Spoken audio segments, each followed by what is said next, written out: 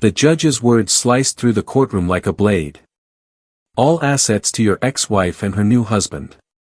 The room fell silent except for the shuffle of papers and her smug little sigh. She didn't look at me. She didn't have to. Her hand was already resting on his knee, that quiet claim of victory. I could almost hear the echo of the whispers she had practiced with him about how I would be left broken, humiliated, stripped of everything I had built. And maybe that's what they expected, for me to crack, to crumble, to beg. Instead, I smiled. She blinked when she saw it. A tiny hesitation in her performance. That's when I knew she still hadn't realized that this was my stage, not hers. We weren't always enemies. Once I loved her. I trusted her in ways I didn't trust anyone. We built a life brick by brick, my career, her support, our home, the family dinners filled with laughter that sounded real. I thought we were aligned. I thought loyalty meant the same thing to both of us. But loyalty to her was measured in what she could gain. And when she found him, my business partner, the man I'd brought into our circle, she didn't hesitate. I should have seen it. The late nights she excused as helping with his proposals. The phone face down on the table when I walked into the room. Her laughter at texts I wasn't invited to see.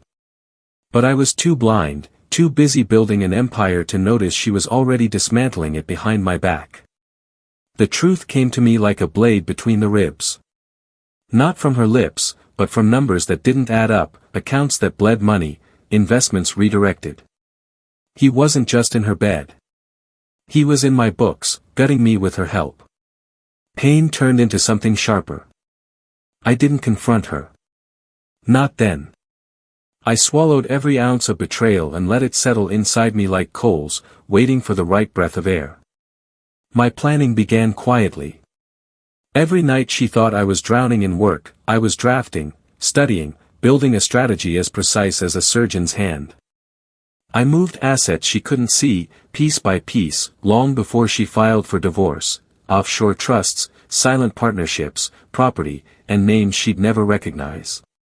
She thought she was draining me dry, but all she ever touched were the shells I left behind. I documented everything. Photos, bank transfers, emails, enough evidence to map the affair and the embezzlement like a crime scene. Not for court. No, the legal system was too blunt, too slow. This wasn't about justice on paper. This was about spectacle. I even let them taste victory, feeding them pieces of information I wanted them to find, the decoy accounts, the false trail of hidden funds. It made her bold, reckless. She walked into court certain she had gutted me. And that's when the judge handed her the knife I'd sharpened myself, all assets to your ex-wife and her new husband. The trap was sprung. I watched them celebrate their win. The champagne photo she posted that night. The caption, starting fresh, new beginnings, everything we deserve. She didn't realize she had inherited more than assets. She had inherited debts, lawsuits, pending audits, properties on the brink of foreclosure, all transferred carefully into the empire she thought she'd stolen. I hadn't lost. I had handed her the rot and kept the fruit. When the calls started coming from creditors, from banks demanding payments, from tenants suing for negligence, I remained silent. She thought it was a mistake. She thought she could fix it. But every corner she turned, another wall closed in. Her new husband panicked first. I had set him up with a separate trail, fraud charges waiting like wolves at the edge of the firelight. The evidence I'd collected slipped anonymously into the right hands. He was arrested at dawn one morning, shirt half-buttoned, confusion still wet in his eyes. She wasn't at the courthouse that day. She was too busy trying to stop the repo men from dragging her car away. And me?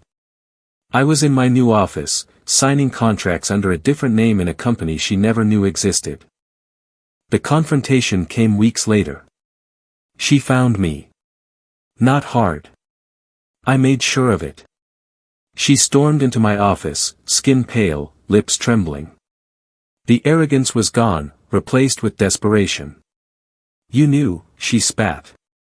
I leaned back, let her words hang in the air. I prepared. Her voice cracked. You ruined us. No, I said, my tone calm, deliberate. You ruined yourself. I just made sure you got everything you asked for. The silence after that was heavier than any argument. She looked at me like she was seeing me for the first time, not as the man she thought she could outplay, but as the one who had been holding the strings all along. She lost everything. The house, the cars, the illusion of security she thought was hers. Last I heard, she was renting a small apartment, working a job that didn't come close to the life she once demanded. Her new husband will be counting days in a cell for years. And me?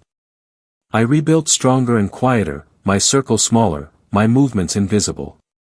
The judge's words still echo sometimes, the memory of her smug face, her hand on his knee. But now, when I recall that day, I don't feel anger.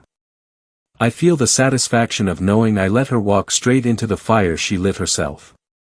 They thought they won. They thought they stripped me bare. But all they ever did was free me of the weight of them. And the best part? They'll spend the rest of their lives remembering the smile I gave them in that courtroom. The smile that told them nothing was over. Because revenge isn't loud. It's quiet. It's patient. And when it lands, it leaves nothing standing.